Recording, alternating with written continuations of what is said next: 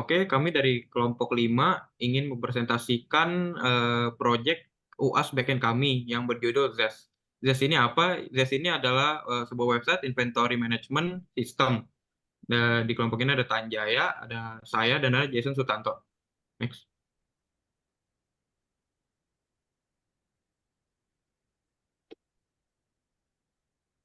Oke, yang berikutnya adalah studi kasus pengembangan website sistem manajemen inventaris untuk pegawai toko buah laris manis utama. Next. Latar belakangnya, toko buah laris manis utama merupakan salah satu penyedia buah-buahan segar. Seiring dengan perkembangan bisnis dan peningkatan volume penjualan, toko ini menghadapi tantangan dalam mengelola inventaris dan stok buah secara efisien.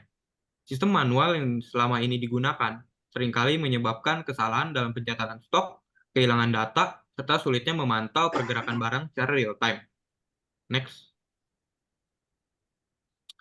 Lalu kegiatan studi lapangannya kita melakukannya melalui wawancara online pada Jumat 7 Juni 2024 pukul 2 siang sampai 10 dengan narasumber Pak Rifan, salah satu stok manager di toko buah laris manis utama. Next.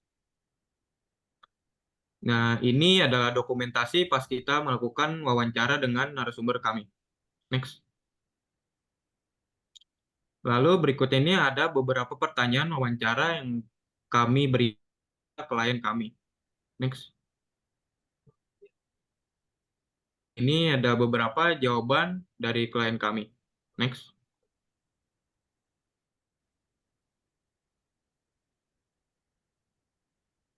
Oke, berikutnya ringkasan dari wawancara yang sudah kami lakukan. Jadi, klien kami ini membutuhkan sistem pencatatan stok buah yang sederhana dan mudah digunakan. Lalu kemampuan untuk memastikan data stok tetap terupdate secara berkala. Lalu fitur untuk menganalisis tren penjualan, buah paling laris, dengan penjualan yang bergerak lambat. Lalu kemungkinan untuk memisahkan buah berdasarkan kategori dan mencatatnya dalam sistem. Lalu fitur untuk mencatat informasi penerimaan kiriman buah dari supplier, termasuk tanggal, jumlah, dan jenis buahnya. Lalu antarmuka yang intuitif dan mudah dipahami untuk memudahkan penggunaan oleh staf toko. Dan yang terakhir, adanya peringatan stok rendah jika stok buah tertentu mendekati batas minimum. Next. Oke, berikutnya ini ada use case diagramnya dari project kami. Jadi ada 3 aktor, ada purchasing staff, ada stock manager, dan marketing staff. Jadi di sini purchasing staff-nya bisa pertama membuat purchase receipt dan menginput data pembelian serta melihat stok. Lalu berikutnya ada stock manager, dia ini bisa menerima permintaan pembelian atau penjualan, dia juga bisa menolaknya, lalu dia bisa melihat stok, lalu dia juga bisa mengelola stok termasuk. Dan yang berikutnya ada marketing staff, dia bisa melihat stok, bisa input data penjualan, buat delivery order. Selanjutnya ada sequence diagram. Jadi yang pertama itu ada purchasing activity-nya. Untuk purchasing activity-nya sendiri itu yang bisa mengakses hanya purchasing staff maupun super admin. Jadi di sini purchasing staff itu login melalui aplikasi SES. Lalu SES melakukan autentikasi dan memberikan akses kepada purchasing staff. Jadi di sini misalnya purchasing staff bisa menginput purchase data ke SES, lalu dia bisa melakukan request approval juga via SES. Jadi dia lewat SES lalu ke stock manager, dan di stock managernya itu bisa melakukan cek stock condition. Jadi jika stoknya oke, maka dia bisa update stoknya, bisa approve. Lalu SES itu menginput supplier datanya juga berdasarkan yang dicek barusan, yang di approve. Lalu dari SES itu bisa mengenerate dan mengirimkan invoice ke purchasing staff. Jika tidak, maka stock manager-nya itu bisa mereject request-nya itu via aplikasi SES-nya. Next. Selanjutnya ada selling activity, jadi sama seperti sebelumnya. Jadi di sini bedanya itu ada marketing staff, dia sama, login, autentikasi, lalu dia mengirimkan input selling data ke aplikasi SES, lalu dia bisa request approval juga lewat SES ke stock manager. Lalu si stock manager itu harus mengecek kondisi lagi. Jika kondisinya oke, maka dia update stok, lalu nge-approve. dan CC itu menginput customer datanya ke dalam aplikasi CC itu, lalu mengirimkan invoice-nya juga. Kalau misalnya tidak, maka dia langsung reject request. Next. Lalu ada stock managing. Jadi untuk stock managing ini hanya bisa dilakukan oleh stock manager. Jadi stock manager itu sama, dia login, autentikasi, lalu dia itu bisa menginput data kategori dari buahnya itu, data produk. Jadi si sesnya itu bisa mengkonfirm kalau kategori dan produknya itu ditambah, lalu dia juga bisa menyimpan, lalu eh, sesnya ini bisa menampilkan data yang sudah terupdate. Selanjutnya, stock manager itu bisa mengecek kondisi, jadi dia bisa melihat stock levelnya itu seberapa untuk sekarang. Kalau misalnya oke, si stock manager itu bisa tahu, kalau misalnya tidak, tidak. Lalu stock manager juga bisa mengurangi quantity dari kategori maupun produknya. Jadi si sales itu bisa mengubahnya juga dan mengirim konfirmasi kepada stock manager. Next. Oke, berikutnya ada activity diagram streamline. Yang pertama itu ada purchase activity. Jadi di sini tuh pertama-tama purchasing staff itu melakukan login, kemudian Zest akan melakukan autentikasi staff dan menampilkan halaman purchase supaya purchasing staff ini bisa menginput purchase datanya. Kemudian dia akan mengirimkan request data ke arah stock manager. Stock manager ini mempunyai dua pilihan. Jika misalnya dia menerima, dia akan melihat dulu stoknya apakah pembelian stoknya maksudnya apakah itu dalam kondisi bagus atau kondisi jelek. Tapi jika dia tidak menerima, ya maka sudah selesai, di reject gitu, di decline. Kemudian setelah dilihat kondisinya, kalau misalnya kondisinya bagus, berarti dia bisa langsung diupdate stoknya oleh Zest dan langsung menginput supplier juga secara otomatis dan bisa dibuat invoice atau receipt. Tapi jika ditolak, maka akan langsung di reject. Next ada untuk activity sellingnya sama.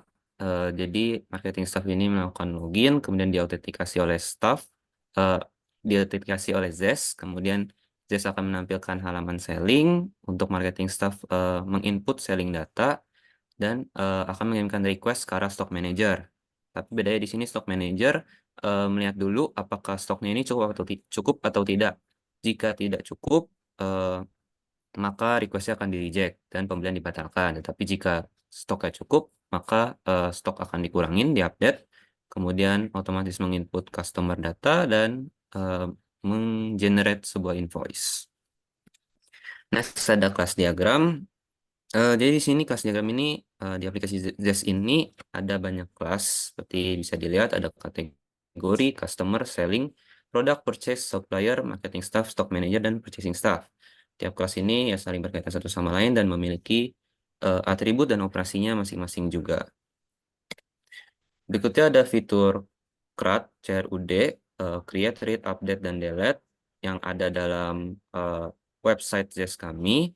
Ada mengelola stok, kategori dan produk, kemudian pencatatan penjualan, pencatatan pembelian, pencatatan customer, pencatatan supplier, dan user management. Tetapi karena di sini kurang lebihnya sama, hanya menampilkan sebuah modal, jadi kita akan bahasnya satu persatu. Hanya ambil satu contoh saja. Jadi misalnya di sini ada create, bisa diakses dari tombol add di tiap page.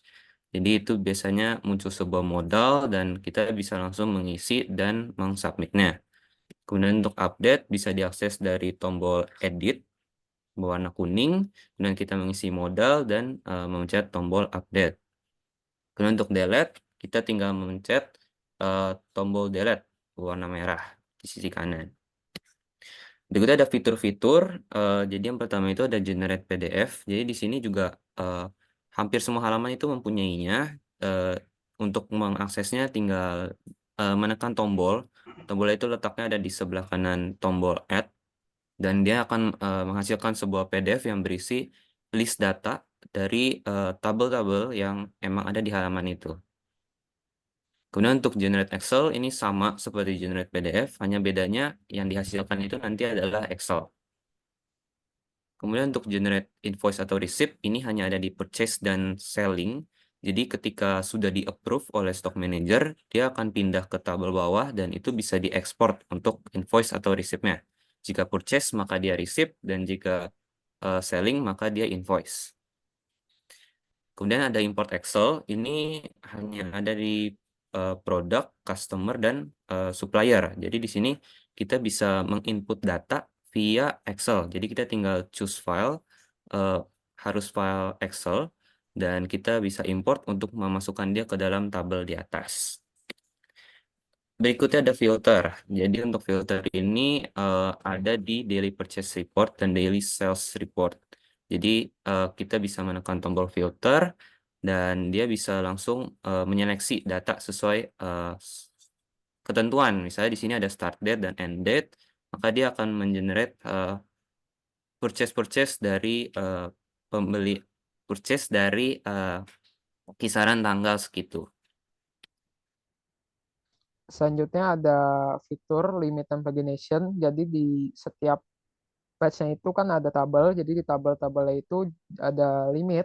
Jadi dia bisa di limit mau berapa datanya yang akan ditampilkan.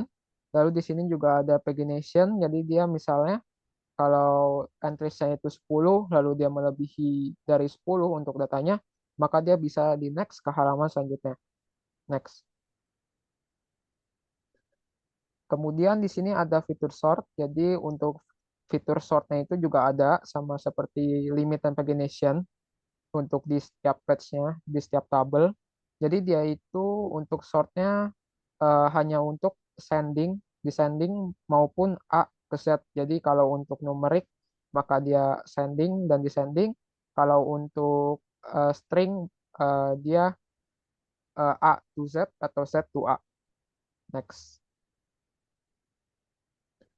Selanjutnya di sini ada fitur search. Misalnya di sini dilakukan search apel, maka dia hanya muncul apelnya saja. Jadi dia melihat dari kategori, product name, supplier name, quantity, dan data juga. Jadi dia misalnya kalau salah satu dari kolom itu dicari, maka dia akan muncul hasilnya. Next. Selanjutnya ada fitur daily purchase. Jadi untuk daily purchase ini dia menggunakan filter juga.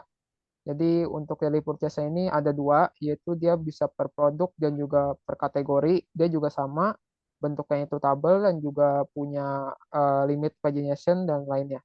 Next. Selanjutnya ada daily sales sama seperti daily purchase.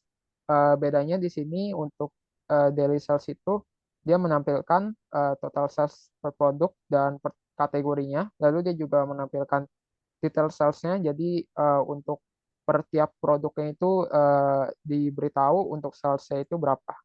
Next. Selanjutnya ada monthly purchase report. Jadi untuk monthly purchase report ini itu berisikan eh, total purchase per produk dan per kategori untuk per bulannya. Jadi di sini misalnya bulan Juni tahun 2004 yaitu tampilannya segini. Kalau misalnya yang dipencet itu memilihnya misalnya Juli, maka dia akan tampilnya beda sesuai dengan datanya. Next. Selanjutnya ada monthly sales report. Jadi monthly sales report itu kurang lebih sama dengan monthly purchase report. Jadi di sini menampilkan total sales per produk, per kategori, dan juga detail salesnya. Next.